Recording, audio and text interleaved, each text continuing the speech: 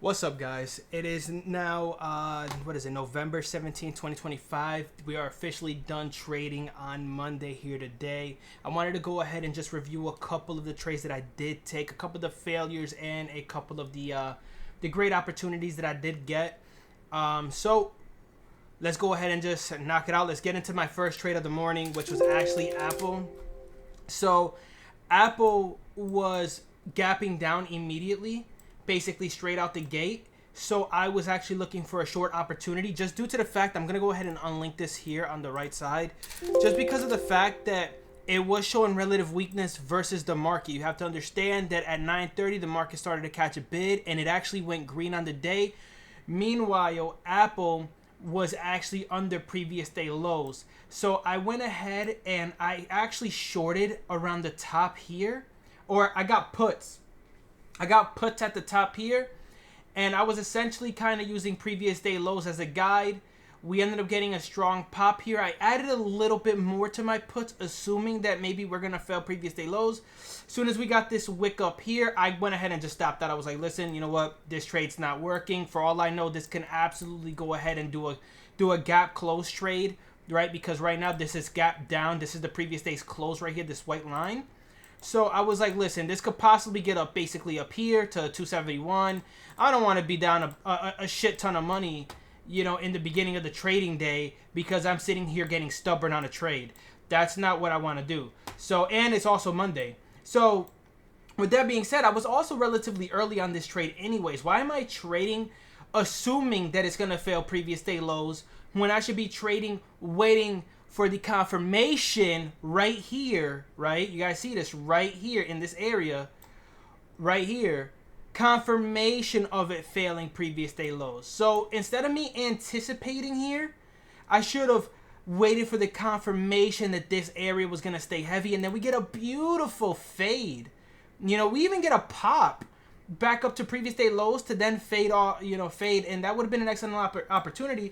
So my first trade I took actually was a pretty decent loss, and it all had to do with the fact, dude, Mondays are always one of the most difficult trading days for me, and it's not even like pattern recognition that makes it difficult. It's not anything out of the ordinary. It's always, okay, let me get into a trade. That is always the reason why Mondays is always just so difficult for me, which is exactly why, if you guys remember on the daily on my video I did yesterday where I was game planning, I literally basically stated, do not rush into any trades. Wait for 9:45, 10 a.m. plus for a trend join.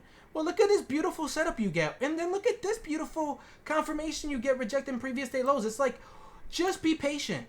Sit on your hands and actually wait for the setup, and don't anticipate the move, right? You don't have to anticipate in this market in order to get a great opportunity.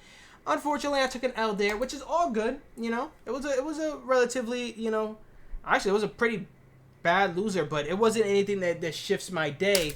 My next trade was actually Amazon. I went long Amazon. I know, right? Like, you look at this chart and you're like, dude, what? You long this? Yes, I actually did long it. We got a nice pop. We ended up failing on the previous day lows. I started seeing these wicks come in, so I actually got long here and just immediately took off right here at the 2-minute 21 SMA. Nothing really to talk about here.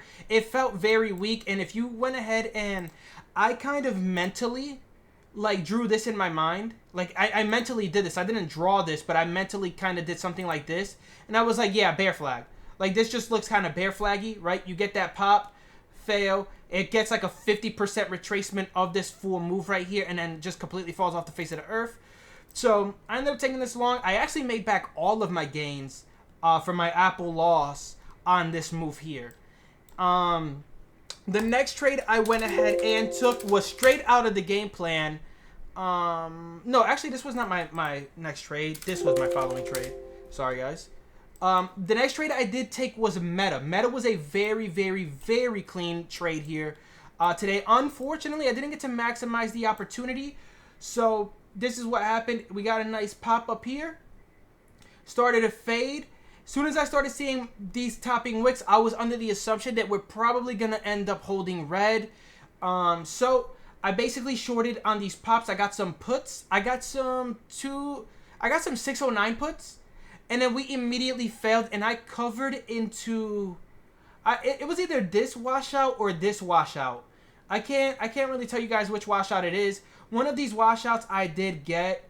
I believe it was this one, but I it wouldn't surprise me if I actually chose this one, and I think it might have been this one. But so I ended up getting and this put me up very nice on the day, guys. This was a very good trade. Sized in properly. This move right here exponentially put my contracts in the money. It was a very, very, very good P&L day. Just alone on this trade. This covered my Apple loss like 3 times over. Not even joking. So my first literal trade, not only did my first loser get covered by the Amazon trade, but Meta like did 3 times that loss just on this trade. So that was very, very beautiful. Just a nice little fail follow through. Basically fighting to hold green on the day and then failing and then went red. And then it kind of offered the same opportunity as you can see that Apple did, where it gives you that secondary pop to go ahead and fade, and you get this beautiful move back down to previous day lows. I didn't obviously ride that wave. I was off. I was done basically for the day around this time. Actually, I might have not been, because I think I got into MU. So MU was something I took as well. I did not. This was directly, by the way, from the game plan, guys. This was directly from my video I did yesterday. We get this nice move, just bullish, just very strong out the gate. Ripping, ripping, ripping. Now your goal, when you're seeing this and you're thinking you're going to get a short opportunity, your goal is to stay patient. Let me pull up this on the daily as well, so you guys can see how just extended MU got. Look at this. It broke all-time highs again. So we got a really nice fail follow-through setup here, right? If you go ahead and you draw some lines, guys, and you wanted to front-run it, you absolutely can. You just got to be smart about it, right? You get that line here. You get that line, like, right here where this supply line is, actually. So, this is support. That's supply, resistance, support, whatever. We fail. We pop, fade. What really started to interest me is now we're rejecting previous day highs, which is this purple line, and now we're staying under VWAP. So what I did was I didn't take this entry. I actually took this entry right here. We're now sub VWAP. We're now holding under previous day highs, and now we're rejecting pre-market highs. Sexy setup. We get an absolute crusher here. And I actually covered my position right here. This is exactly where I covered my position. Right there. I covered right here. And that was essentially the last trade I did go ahead and take. I did have SPY puts. I'll share that in a second. But, guys, I just want to let you know that this trade is such a magnified trade. Like, we knew this was this was bound to happen on MU, right? This was just a magnified opportunity again, a fantastic opportunity. Unfortunately, I didn't go for the full ride. I mean, this would have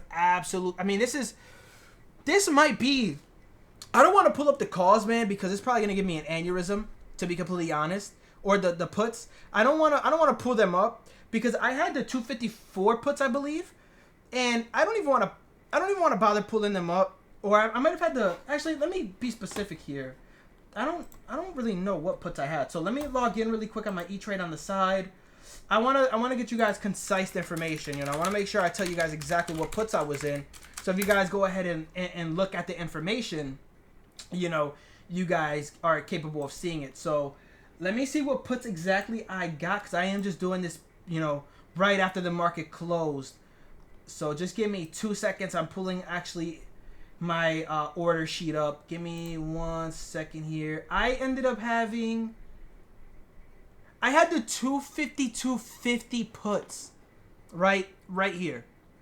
I got it right here, and I covered at sub 250. These contracts are so gross. Oh my god, these doubled. These contracts doubled. Like, that is so gross. This could have been a very, very exponential day.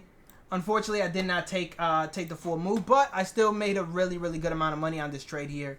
And that was an excellent opportunity. And then I want to go ahead and talk about the SPY puts I took and the funny story behind the SPY put that I did take. So we ended up getting, I ended up getting in on SPY. We ended up, having the surge up in the morning. We failed, reclaimed the 50 daily moving average, popped back over to go green on the day.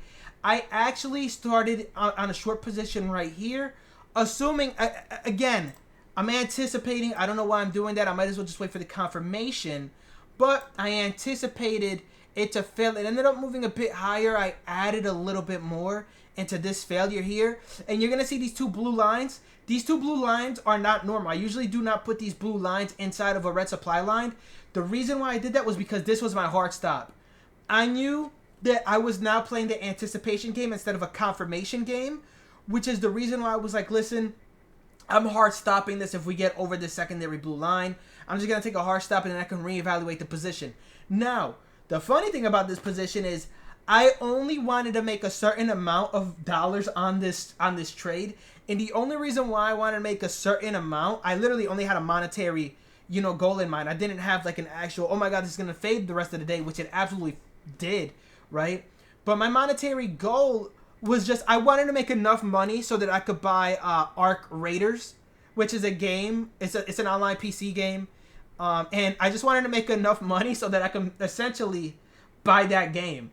So we got a beautiful little fade. I think I took profits right in this candle as soon as we went red, because I was concerned that what if this ends up holding right here? We get this nice wick, and then maybe we V-shape because the market's been really adamant about V-shaping.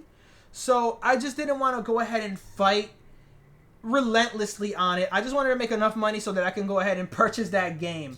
So, and that's exactly what I did, right? So this failed. I made enough money. I purchased Arc Raiders.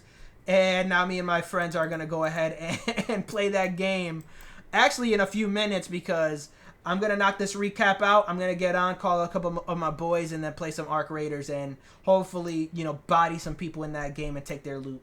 But that was all the trades I did go ahead and take here today. Yet again, today is November 17th on a Monday.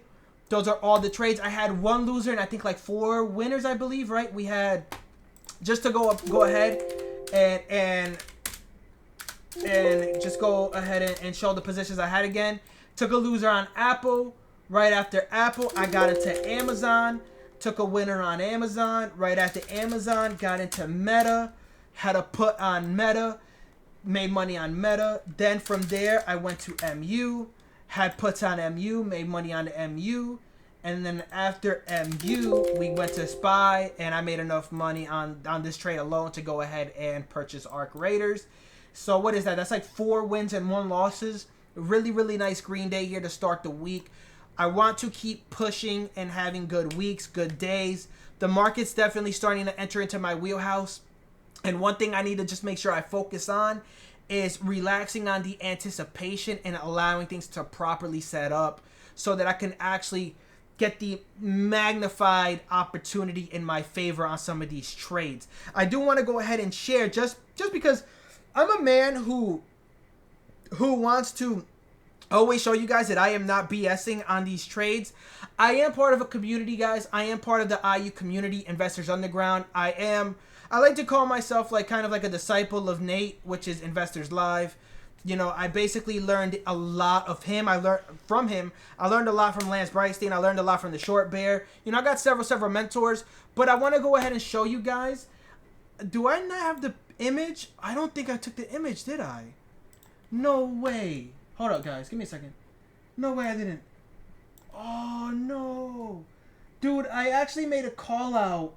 I didn't snip it. No shot. Oh, man. Guys, I was doing commentary in the room in Investors Underground. I was doing commentary in the room on my MU play. And it's timestamped in the room. My username is Dark in the room, DARK. And, man, I didn't... Dude, no, that's not it. Wow. I guess I didn't save my snippet, guys, unfortunately. But I am Dark in the Investors Underground room. I actually did a full walkthrough of my trade on MU, when I got in, when I got out, and how I scaled out of the position.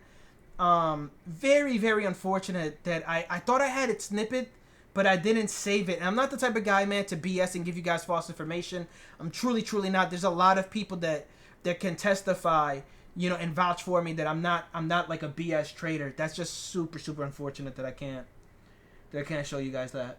Anyways, that's it for my trade recap of the day. I know we might have gotten on some sub-tangents, and I know that these recaps are fairly quick.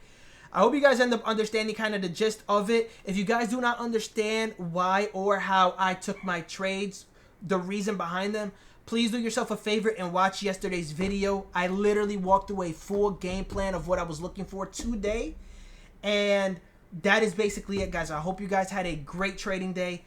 I hope you guys prepare for tomorrow. I may do a preparation video for tomorrow as well and upload it later on tonight.